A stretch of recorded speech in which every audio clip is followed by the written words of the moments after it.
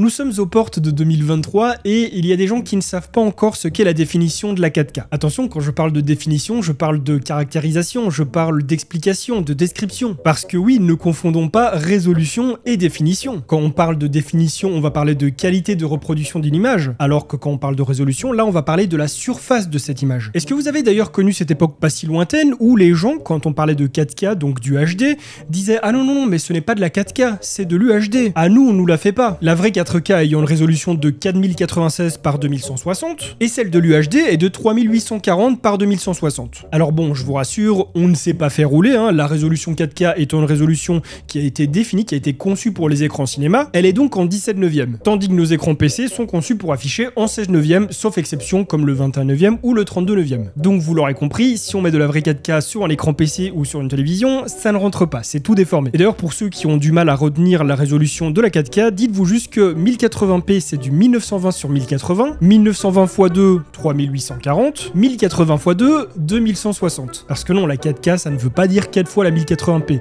Le K c'est pour kilo, donc 4000. Pourquoi? Parce que la résolution originale de la 4K c'est donc de la 4096. Bon, je vous avoue que ça commence à devenir un petit peu compliqué pour moi, je suis youtubeur pas mathématicien. Mais tout ça, ce sont des points qui sont quand même assez importants pour pouvoir aborder le sujet d'aujourd'hui, où en est-on dans la 4K en 2023. Donc aujourd'hui, les copains, les copines, vous l'avez deviné, nous allons parler d'écran, nous allons parler de 4K. Et pour l'occasion, AsusRock m'ont envoyé un énorme écran 4K pour que je puisse faire cette vidéo, merci à eux de me l'avoir prêté. Et je précise aussi qu'ils sponsorisent cette vidéo, non pas pour que je vous dise que cet écran est le meilleur du monde, hein. Moi je ne vais faire que vous en parler, que vous le décrire, je ne vais pas donner un avis dessus, qu'il soit objectif, qu'il soit négatif, qu'il soit positif. Alors déjà, il faut savoir que pour appréhender la 4K correctement, pour pouvoir en profiter pleinement, il faut déjà une certaine config. Évidemment, si certains essayent de vous faire croire qu'il faut une 4090 ou alors une 7900 XTX qui n'est pas encore sortie ou même une 6950 XT, bah c'est pas totalement vrai. On peut jouer en 4K avec des cartes graphiques qui sont plus basses quand même, en s'en tirant un petit peu moins bien au niveau des FPS, certes, mais on peut s'en tirer quand même. Et au niveau du processeur, bah ça va dépendre en fait. Même si le processeur n'a pas toujours un impact énorme sur le jeu,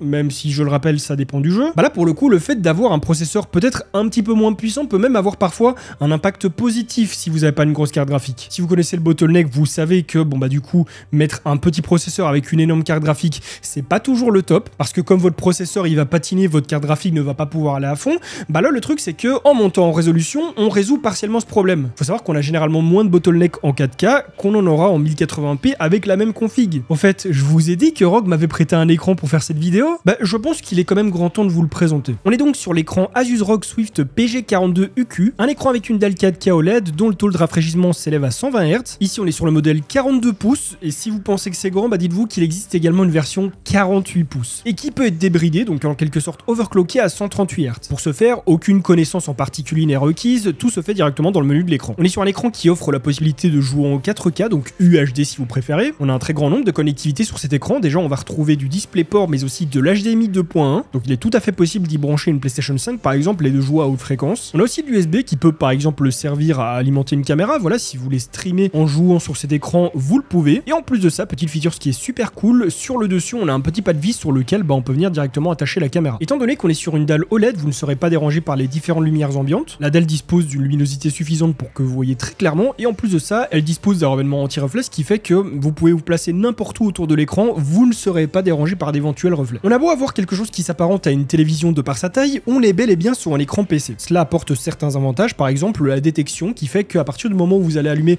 votre PC ou votre console, n'importe quel périphérique qui est branché dessus, l'écran va directement s'allumer, contrairement à une télévision qui, elle, ne s'allume que lorsque vous appuyez sur la télécommande. Et d'ailleurs, en parlant de télécommande, il y en a une qui est fournie avec, qui vous permet de naviguer directement dans les menus, c'est super pratique. Plutôt que de devoir les chipoter directement avec le joystick qui se trouve en dessous de l'écran, là vous pouvez tout faire directement à distance avec plus de facilité. Personnellement, je trouve que c'est un très gros avantage. Cet écran intègre directement des enceintes et de bonne qualité, pas comme certains écrans dont le son est vraiment pourri. Ah oui, j'oubliais, souvent l'OLED ça peut faire peur. Ici, on a un écran qui dispose d'une meilleure dissipation thermique pour refroidir la dalle et donc éviter le burning. C'est quelque chose qui peut arriver sur l'OLED. Ici, on diminue fortement le risque que ça n'arrive. Et pour preuve, à chaque coin de l'écran, on va retrouver des ouvertures pour la dissipation thermique. Mais rassurez-vous, la ventilation ne fait pas forcément de bruit. On est sur un écran qui propose une luminosité assez uniforme pour un meilleur confort d'utilisation. Et pour finir, l'écran est livré avec un calibrage d'usine pour que vous ayez directement une belle image et avec ça, un rapport de calibration. Tout à l'heure, je vous parlais de définition et de résolution, deux termes bien distincts que généralement les gens emploient pour un seul et même terme. Les gens pensent qu'en parlant de définition, ils parlent de résolution et inversement. totalement, alors que c'est pas vraiment ça. La définition de l'image, c'est sa qualité de reproduction. C'est ce qui va faire qu'elle est nette, qu'elle est propre, qu'elle est vraiment hyper fidèle à l'original. Enfin, quand je dis à l'original, c'est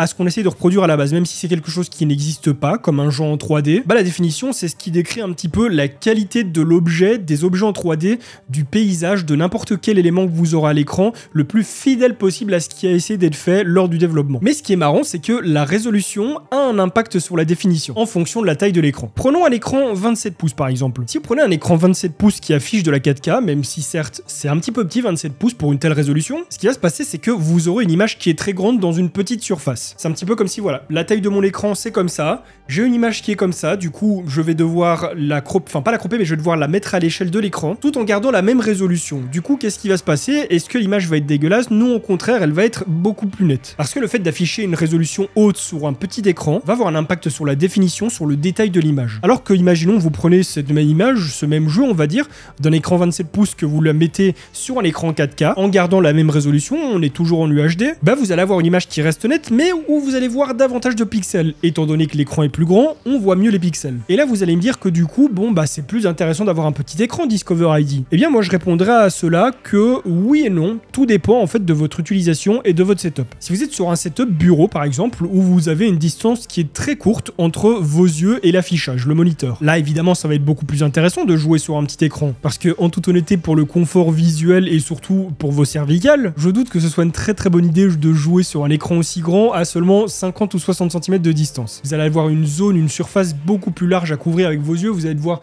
faire des mouvements de tête, de nuque, vous allez peut-être devoir la lever comme ça. Imaginez vous jouer à un jeu pendant plusieurs heures comme ça. Mais je vous raconte pas le giga torticolis que vous allez avoir. Et c'est pour ça que les écrans comme celui-ci, comme le Swift OLED, 42 pouces, c'est surtout des écrans qu'on va prendre pour des setups. Je dirais pas forcément des setups de chambre ou de salon, même si ça peut totalement faire le taf et je pense même que c'est de très bons compromis. Parce que c'est sûr qu'il y a des télévisions plus grandes qui vont faire 50 pouces, 60 pouces, 65, même beaucoup plus. Mais le problème, c'est que ce sont souvent des moniteurs, des écrans qui ne sont pas faits pour ce genre d'image. Vous allez avoir des dynamiques, des couleurs, des contrastes, des fréquences qui ne sont pas suffisantes, qui ne sont pas du tout adaptées pour le jeu vidéo. Alors qu'ici, en fait, on n'est même pas sur une télévision, on est clairement sur un moniteur gaming, sauf que, bah, il est très grand. Et c'est clairement pas le genre d'écran que je vais recommander pour mettre directement en face de vous sur votre bureau, parce que comme je l'ai dit, c'est beaucoup trop grand. Mais par exemple, le SWAT, comme je l'ai dit, pour un setup salon ou chambre, quelque chose où vous êtes suffisamment éloigné, mais aussi si vous avez un setup de bâtard, que vous avez un double écran en face de vous et que vous voulez un écran sur le dessus, parce que le fait de le mettre au-dessus de ces écrans,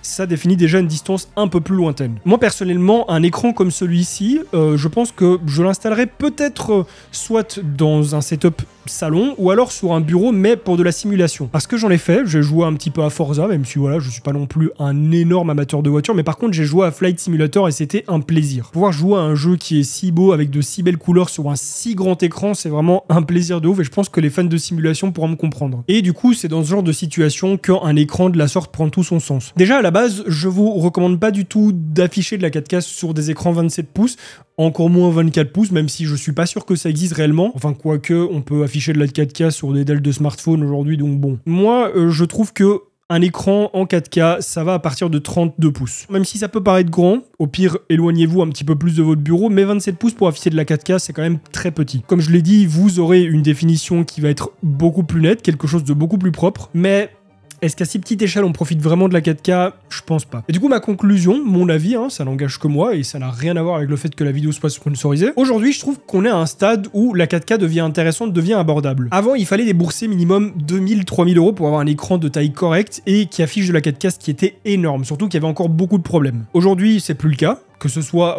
en télévision ou en moniteur pour PC. Et ici, l'alternative que nous propose Rogue, un écran qui peut faire office de télé et qui embarque beaucoup de choses, qu'embarque une télé, hein, une télécommande, des haut-parleurs et surtout une taille énorme. Et en plus de ça, on est sur une dalle OLED. Il faut savoir que l'OLED dans le marché, ça coûte beaucoup plus cher que les dalles IPS, que les dalles VA. C'est d'ailleurs la raison pour laquelle je suis surpris que cet écran ne coûte pas 3000 €, qui affiche quelque chose de beaucoup plus vif, de beaucoup plus lumineux et surtout qui prend beaucoup moins les reflets en fonction de la position que vous allez occuper dans l'espace. Certes, ça reste des budgets à mettre, mais il faut se dire que ce sont des écrans, ce sont des télévisions, ce sont des trucs immense, donc c'est normal qu'on doive mettre le prix. Mais si on regarde par rapport à il y a 4-5 ans, le même écran, vous l'aurez payé 5000 € je crois. Ici, pour 1600 €, vu les features qu'embarque cet écran, vu sa taille, vu sa dalle OLED et toutes ses autres performances, je trouve qu'on s'en tire encore plutôt bien. Au passage, petite combine qui est intéressante en ce moment pour ceux qui sont intéressés par l'écran. Vous avez pu voir que j'ai mis un petit setup autour de l'écran, un clavier, une souris, un casque. La souris, c'est donc la ROG Chakram X, une souris sans fil qui dispose d'un petit joystick et qui est rechargeable directement par le tapis, par induction. Et le casque, c'est le ROG Delta S Wireless, un casque qui est super hybride, qu'on peut brancher sur PC, sur console, sur smartphone, sur n'importe quelle plateforme. Il est totalement hybride, qui dispose d'un très bon son et un micro directement intégré dans les oreillers. Et la petite combine, c'est une promo qui est en cours sur le site de ROG. Si vous achetez l'écran, vous recevez l'un de ces périphériques en cadeau. À l'achat de l'écran, vous avez le droit à un cadeau. Vous avez 3 choix, soit le projecteur ZenBeam, soit une souris ROG Chakram X, ou alors un ROG Delta S Wireless. Donc voilà, en admettant que moi je choisis le projecteur, j'ajoute au panier. Et bien lorsque je vais vouloir valider mon achat, je vais me retrouver à seulement devoir payer l'écran, et alors en cadeau, j'aurai le cadeau que j'aurais choisi ici, le projecteur.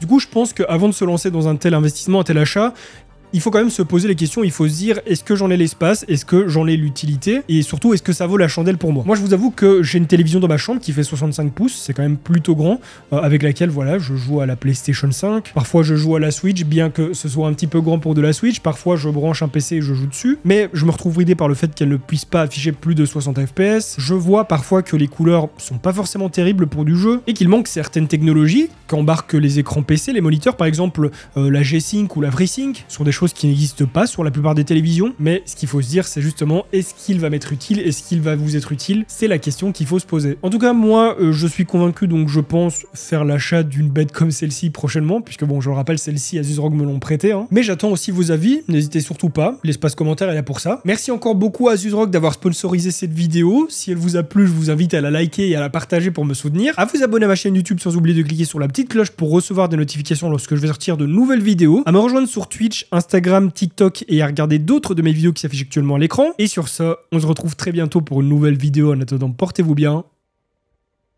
Bye les gens.